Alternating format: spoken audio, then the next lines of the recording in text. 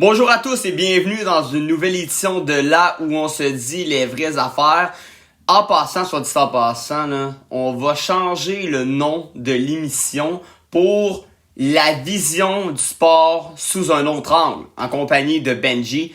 Ben oui, j'ai eu cette idée-là. Je me disais, étant donné que ma vision au quotidien est totalement différente, même embrouillée parfois, là, si vous voulez mon avis, mais j'ai eu l'idée de changer le nom. Je trouvais ça original et quelques personnes m'ont donné également l'idée de que ça me correspondait. Donc, il y aura ce changement à partir de maintenant à cette émission où on voit le sport sous un autre angle. On va commencer tout de suite parce qu'on a une émission chargée, comme habituellement, depuis le début de l'automne. Il y a beaucoup de choses à parler, puis on va essayer d'aller rondement par sujet pour passer à travers tout ce qu'on a à dire aujourd'hui. On va commencer avec le camp du Canadien de Montréal qui tire vraiment à sa fin. Le Canadien qui est allé à Tremblant pour terminer la semaine du camp d'entraînement avant d'aller à Ottawa samedi soir pour leur dernier match préparatoire. Ce qui a retenu l'attention cette semaine, évidemment, c'est le retrait de Logan Mailloux avec le Rocket de Laval. Le Rocket qui a commencé leur camp d'entraînement dans la Ligue américaine. Une équipe qui va être très jeune cette année. Je suis d'accord avec ce retrait-là, honnêtement. Logan est un excellent défenseur, un défenseur qui est bon pour appuyer l'attaque, mais qui sait pas toujours quand se replier en défensive. Il fait quelques revirements. Et au niveau du sens du jeu, il y a quand même de l'amélioration à faire. Moi, je suis complètement d'accord. Il a manqué beaucoup de temps de jeu en raison de sa suspension sur un sujet que je reviendrai pas ici parce que je suis allé d'en entendre parler. Et d'une blessure qu'il a eu l'année passée qui a retardé son développement. J'ai l'impression que du côté de Logan, il a besoin de temps de jeu. Puis la Ligue américaine est une bonne ligue de développement. Le Rocket va avoir une équipe jeune, donc on va laisser se développer. J'ai bien hâte de voir comment ça va aller. L'autre débat qu'on parle chez les Canadiens de Montréal, c'est le tandem des gardiens.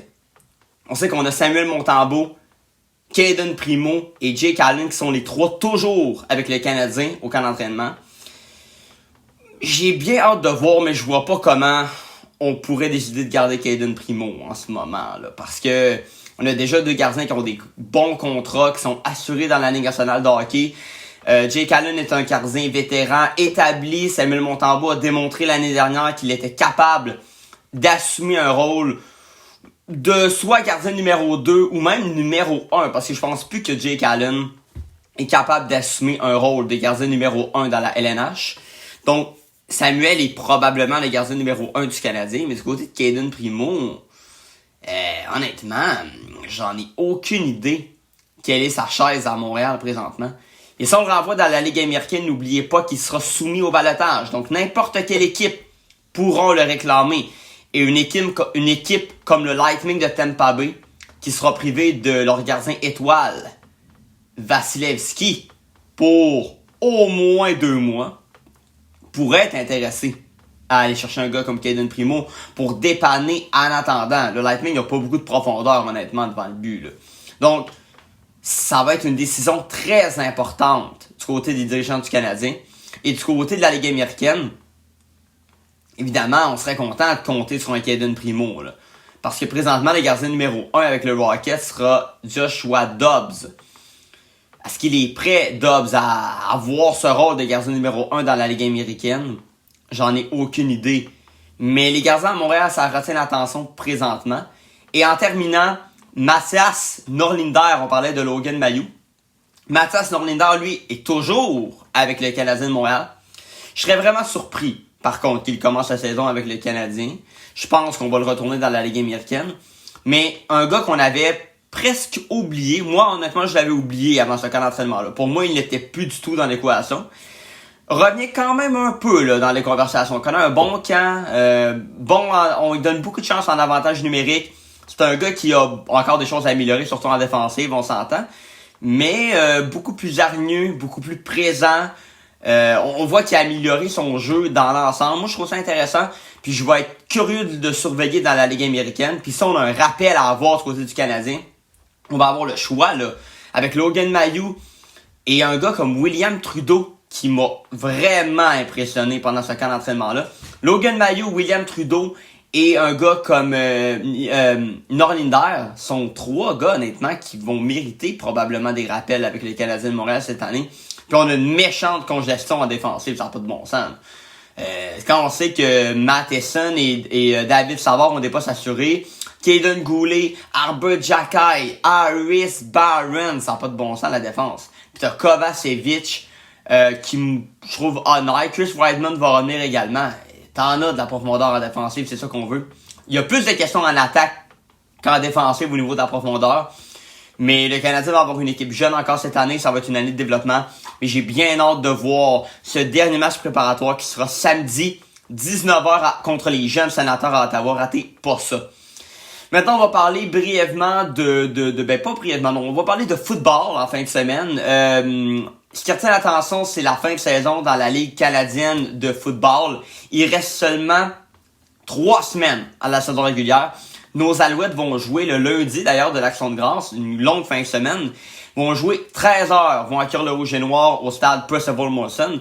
On sait, rappelez-vous, c'était une série aller-retour contre le Rouge et Noir. Les Alouettes ont gagné le premier match de cette série aller-retour à Ottawa la semaine dernière. Les Alouettes ont une fiche de 8 victoires, 7 défaites maintenant. Ils sont, je dirais pas confortablement, mais je pense qu'ils vont maintenir ce 2e rang.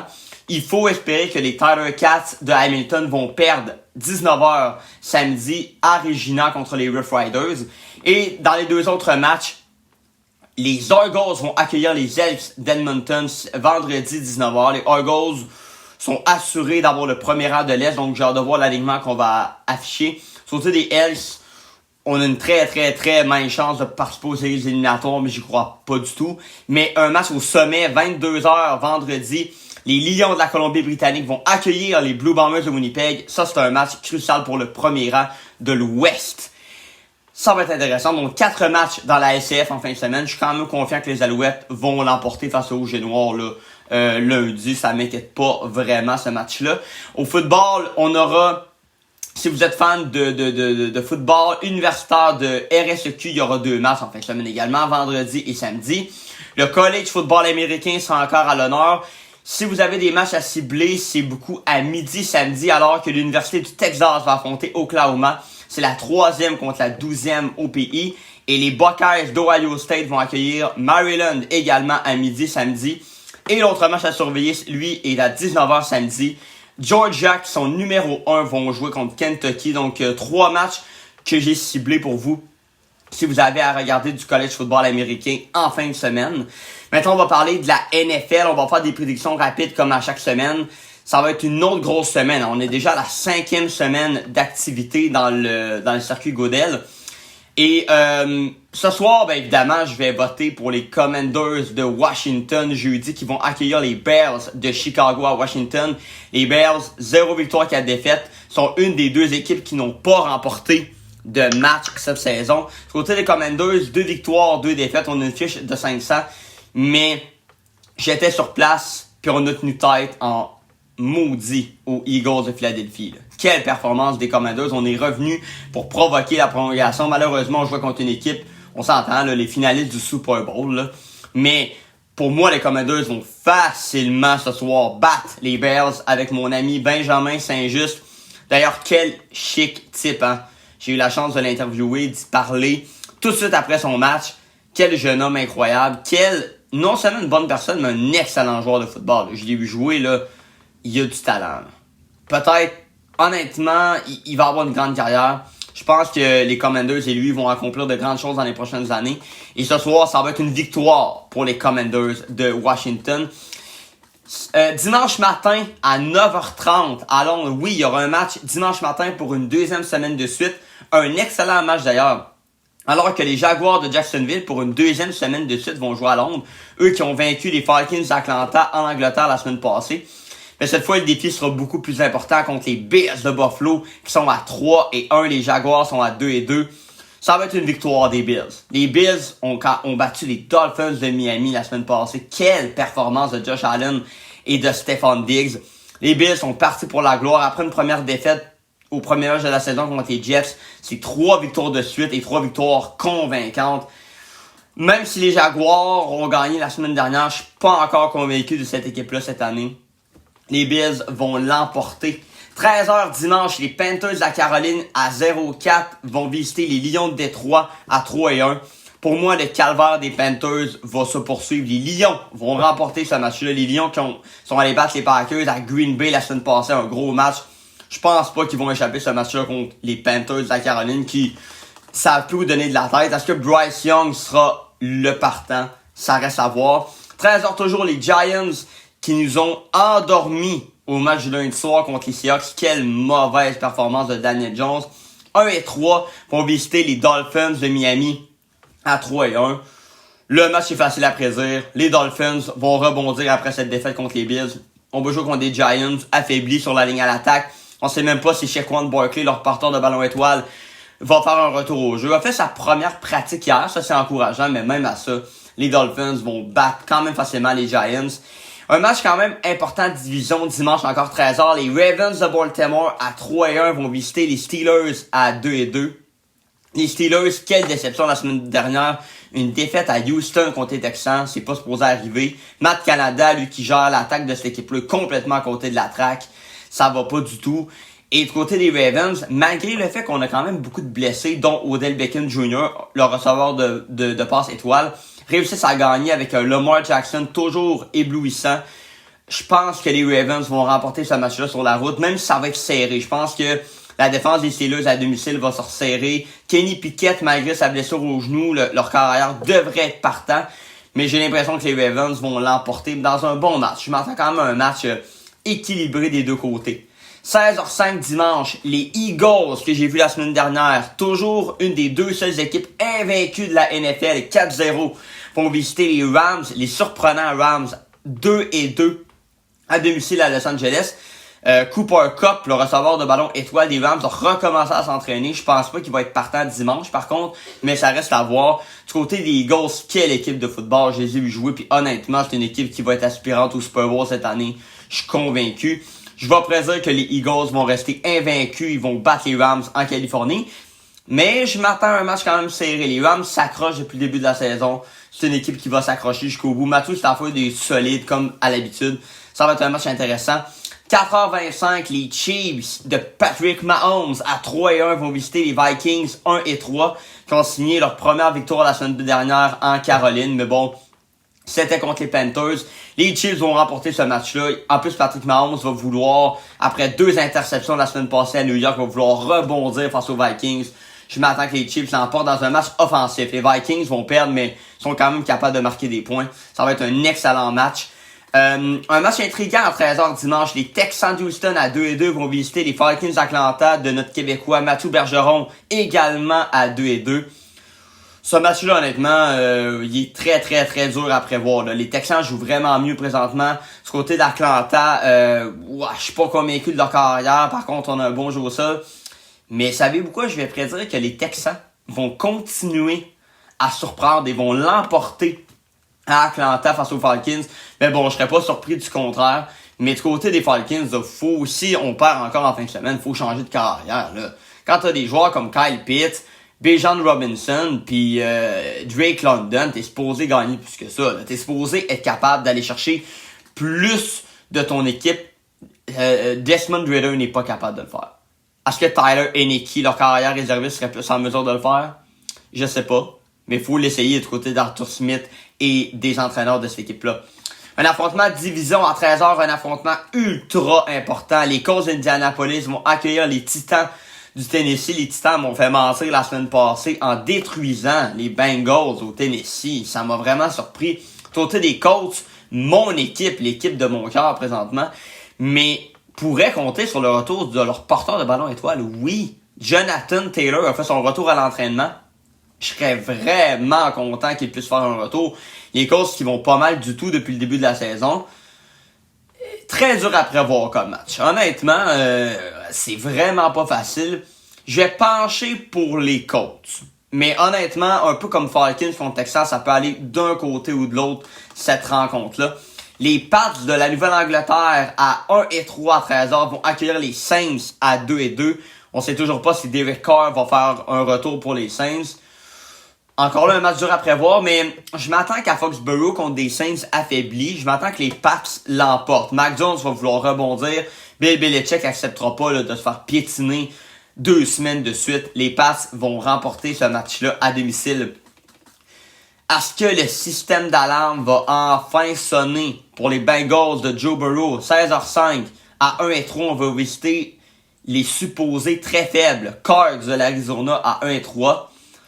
Honnêtement, je peux pas croire que les Bengals vont perdre. Le common, je peux pas croire. Là. Contre les Titans, ok. Mais contre les Cards, je peux pas m'attendre à une défaite. Je prédis quand même les Bengals. Si jamais les Bengals me font mentir et perdre contre les Cards, honnêtement, je sais plus quoi dire. Là, je vais être bouche bée. Je le suis déjà d'ailleurs. Mais les Cards s'accrochent depuis le début de la saison, mais ils peuvent pas battre Joe Burrow. Je comprends que Joe Burrow est pas à 100%. Je comprends là, que T. Higgins, le receveur étoile, est blessé aux côtes, mais il faut que les Bengals réagissent et vite. Il faut qu'on s'adapte au plan de jeu. Il faut que le jeu au sol se mette en place. On peut pas perdre en Arizona dimanche. Si on perd contre les Cards dimanche, je veux pas être plate, mais la saison va être quasiment à l'eau. Là, dans une division où les Ravens et les Browns sont quand même bons et les Steelers sont juste à 2-2 mais sont pas à côté de la traque. Faut gagner absolument. Un match qu'on attendait en début de saison avec plus d'anticipation que ça. Mais là, malheureusement, avec la blessure d'Aaron Rodgers, on l'attend moins. C'est les Jets de New York, 16h25, 1-3, vont visiter les Broncos à Denver, 1-3. Les Broncos ont fait tout un retour à Chicago la semaine passée pour remporter leur premier match de la saison et donner à Sean Payton une première victoire comme entraîneur-chef de cette équipe-là. Du côté des Jets, on a vu peut-être la meilleure performance de la saison de Zach Wilson. Est-ce que Zach peut continuer dans cette même veine-là? Je pense que les Broncos vont l'emporter à domicile. Ils vont signer une deuxième victoire de suite. C'est mon intuition, mais je peux me tromper. Il y a beaucoup de matchs cette semaine où ça pourrait aller d'un côté ou de l'autre, puis que c'est pas facile de savoir à quoi s'attendre. Le match de la semaine qu'il faut pas rater, selon moi, c'est le match du dimanche soir, 20h20. Les 49ers à San Francisco, 4-0, vont accueillir les Cowboys de Dallas à 3-1. Ça, c'est un match au sommet de la nationale. Mais je m'attends que les 49ers l'emportent. Ils sont beaucoup trop forts. Christian McCaffrey est incroyable depuis le début de la saison. Probablement le MVP pour moi en ce début de saison. On a des joueurs étoiles partout. Du côté des Cowboys, on a une excellente équipe, mais malheureusement, cette équipe-là, quand on a trop de pression, on s'écroule. Je pense qu'on va perdre en fin de semaine à San Francisco dans un bon match, mais on va s'incliner. Et le match du lundi soir, encore là, un match qui pourrait aller d'un côté ou de l'autre, 20h15, les Packers de Green Bay à 2-2, qui ont subi une lourde défaite à domicile face au Lions la semaine dernière, vont visiter les Raiders de Las Vegas à Vegas 1-3 qui sont affaiblis avec la blessure de Jimmy Garoppolo. Je m'attends que les Packers vont l'emporter. On a trop une bonne équipe quand même avec l'entraîneur-chef Matt LaFleur pour perdre à Vegas contre un corps arrière recru. Je m'attends que les Packers rebondissent. Voici pour mes prédictions de la semaine. La semaine passée, on va s'amuser à chaque semaine. J'ai eu 12 sur 16 prédictions. Est-ce que je peux faire mieux cette semaine? Ça sera à suivre, mais je le souhaite. Je vise la perfection, au moins une fois, d'ici la fin de la saison. Rapidement, pour les autres sujets, j'ai pas le choix de parler de l'élimination des Blue Jays de Toronto en 2 matchs face aux Twins du Minnesota. Quelle catastrophe! 2 défaites de 3-1 et de 2-0. L'attaque n'a pas fourni. Dans le deuxième match, combien d'opportunités on a raté? On a laissé 9 coureurs sur les buts sans marquer le moindre point. C'est pas de la faute des lanceurs là, si les Blue Jays ont perdu. Là. Quand t'accordes seulement 5 points en 2 matchs, c'est pas la fin du monde. Là. Mais là, il y a 2 choses qui ont coulé les Blue Jays dans ce deuxième match. Premièrement, l'erreur catastrophique de Vladimir Guerrero au deuxième but. J'espère quoi il pensait sur cette séquence-là. On a demandé une reprise vidéo, mais honnêtement, c'est son erreur pis c'est tout. C'était Beau Bichette qui était au bâton. Mais l'erreur la plus fatidique et inacceptable, c'est l'erreur de l'entraîneur-chef John Schneider. D'ailleurs, un entraîneur que j'ai pas très haut dans mon estime, honnêtement, là, présentement. Qui décide en 4e manche. C'est José Berrios, côté des Jays, qui était au Monticule. Connaissait un excellent match. Et là, tout à coup, Schneider décide de le retirer pour Yosei Kikuchi, oui, qui a donné 2 points, les 2 seuls points du match d'ailleurs, dès son entrée. On a limité les dégâts, oui, de l'autre côté des Jays. Vous allez me dire 2 points seulement, oui. Mais c'est quand même l'erreur qui a coulé les Jays. Mais, comme je l'ai dit, c'est quand même l'insuffisance de l'attaque qui a coulé les Blue Jays. Parce que quand t'accordes seulement 2 points dans un match, t'es quand même supposé l'emporter. Mais voyons la bonne nouvelle. Les Twins remportent leur première série depuis 2002 et notre Québécois, oui, Édouard Julien, continue sa route éliminatoire au 2e tour. Il va affronter les Astros de Houston. Ça va être difficile par contre. Mais c'est la bonne nouvelle, on a toujours un Québécois en vie en série. Mais du côté des Blue Jays, ça fait 7 années consécutives qu'on n'atteint pas la 2e ronde éliminatoire. Et c'est la 3e fois en 4 ans qu'on se fait éliminer en 2 matchs seulement. Qu'on se fait balayer dans le premier tour éliminatoire. C'est totalement inacceptable. J'espère qu'il va y avoir des changements, surtout en attaque, pour aller chercher un peu plus d'explosivité. Parce que moi, à Toronto, c'est pas les lanceurs que j'ai en question, c'est l'attaque. Puis Vladimir Guerrero devrait connaître une meilleure saison l'année prochaine. M'a vraiment déçu cette année. Bo Bichette a été blessé à de nombreuses reprises. C'est l'inconstance de cette équipe-là qui est totalement aberrante. Je comprends pas. On a beaucoup plus de talent que ça. On a montré des flashs à l'occasion. Où on était un match, on marquait 10 points. Mais après ça, on était peut-être 4-5 matchs à en marquer 3. Ça n'a pas de bon sens. Les Jays devront réagir pour la saison prochaine, 2024, où on va avoir des grosses attentes. Puis honnêtement, John Schneider, pour moi, va jouer son poste l'année prochaine. Il n'y a pas le choix, là. Les séries ne seront pas suffisantes l'an prochain pour assurer son poste. Non. Puis s'il connaît un début de saison difficile, pour être la fin pour lui. Pour moi, c'est un entraîneur qui fait pas nécessairement le travail. Puis moi, je trouvais ça drôle quand il disait en conférence de presse, ouais, on avait un plan établi, fait qu'on a tenu ce plan-là. Écoute, je suis un amateur, contrairement à toi, là, puis je le sais, moi-même. Un plan, ça change au fil d'un match, là. Faut que tu t'adaptes au fil de la rencontre. Tu peux pas te tenir à un plan établi au début, puis on tient ce plan-là mordicus. Voyons donc, ça n'a pas de bon sens. Non, on est supposé s'adapter au fil d'un match. N'a pas été capable de le faire hier. Ça va être à suivre pour la saison morte des Blue Jays de Toronto. Et les 4 autres séries, les séries de 2e tour seront en fin de semaine. Voici les matchs à ne pas rater. Les Orioles de Baltimore vont jouer contre les Rangers du Texas qui ont balayé eux les Rays à Tampa Bay devant une foule indifférente, on va se le dire, à Tampa Bay. Ça, c'est médiocre d'ailleurs comme assistance. Mais une série intéressante qui commence samedi 13h et dimanche 16h pour les 2 premiers matchs de cette série à Baltimore. Ça va être intéressant. Je vais être audacieux. Je pense que les Rangers du Texas vont remporter cette série-là à Baltimore. Les Orioles vont revenir sur terre après une grosse saison, mais je pense pas qu'on a nécessairement ce qu'il faut pour se rendre jusqu'au bout. Les Rangers vont l'emporter. Les Astros de Houston contre les Twins du Minnesota, d'ailleurs, une série vraiment intéressante qui va commencer à Houston, 16h45 samedi et 20h. Oui, c'est ça, 20h dimanche soir. D'ailleurs, ça, c'est incroyable. Un match de la NFL du dimanche soir de haut calibre en même temps qu'un 2e match de série dans la MLB. Vive l'automne.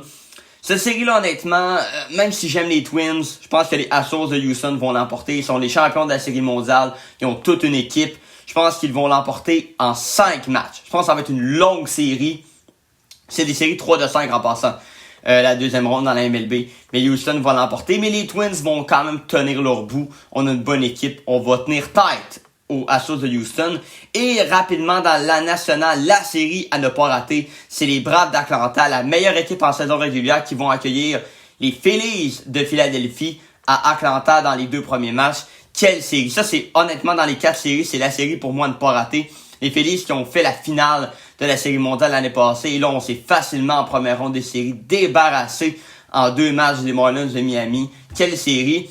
Le premier match sera samedi 18h à Atlanta. Et on ne jouera pas, on va pas jouer dimanche dans cette série-là. Ça va aller à lundi encore à 18h. Et l'autre série, c'est les surprenants Diamondbacks de l'Arizona qui ont balayé les Brewers de Milwaukee à Milwaukee pour visiter les Dodgers de Los Angeles en Californie. Ça va être une lourde tâche pour les Diamondbacks. 21h le premier match samedi et lundi encore une fois 21h en Californie. Je pense que par contre le parcours Cendrillon des Diamondbacks va se terminer là. Les Dodgers vont l'emporter en 4 matchs. On va peut-être remporter un match du côté des Diamondbacks. Et dans la série entre les Braves et les Phillies, les Braves vont l'emporter mais en 5 matchs. Ça va être une longue série comme les Astros contre les Twins. Ça va être intéressant. Donc, début de la deuxième ronde des séries dans la MLB en fin de semaine. Donc, vous voyez, il y a du stock. Et rapidement, 2 dernières choses à dire pour la fin de semaine. Le CF Montréal, 19h30 samedi soir, va accueillir au Stade Saputo les Timbers de Portland. Le CF Montréal qui s'accroche toujours au dernier rang pour les séries éliminatoires. Un match à ne pas rater. Le CF qui a fait un match nul de 1-1 contre Houston au Stade Saputo mercredi. Un but à la dernière minute de Lassi Lapalainen qui a sauvé le CF. Mais là, samedi, il faut une victoire absolument à domicile pour le dernier match à la maison de la saison. On va finir ça le 21 octobre à Columbus face au Crew. Si le CF fait les séries, on va les faire de la peau des fesses cette année. Et la dernière chose à dire, dernier événement qui est en fin de semaine, c'est le retour de l'UFC. L'UFC qui a pris une pause d'une semaine la semaine dernière revient avec un gala UFC Fight Night à l'Apex en fin de semaine. C'est Bobby Green en finale qui va faire qui va faire les frais de la finale contre Grant Dawson, invaincu dans l'UFC. C'est une finale chez les poids légers, donc c'est intéressant, ça sera des 17h. Samedi, la carte préliminaire, 19h, la carte principale. Et n'oubliez pas, la semaine prochaine, on va avoir la chance d'en reparler. Mais la semaine prochaine, le 14 octobre, encore à l'Apex à Las Vegas, un UFC Fight Night. Marc-André Barriault sera sur la carte principale et va faire son combat, lui, contre Michel Pereira. On aura la chance d'en reparler au fil de la semaine prochaine. Et merci d'avoir été là et passé une excellente fin de semaine de sport. Encore une fin de semaine extrêmement chargée. La semaine prochaine, on va revenir évidemment sur le Canadien qui va faire son début de saison mercredi prochain à Toronto. Résumé des matchs de la NFL, on va parler de la MLB, on va tout analyser ça. Et on va commencer de plus en plus à parler de la NBA. Les camps d'entraînement sont commencés. On va bientôt analyser le début de saison et faire nos prédictions pour le début de saison de la LNH. Merci d'avoir été là. Bon week-end tout le monde.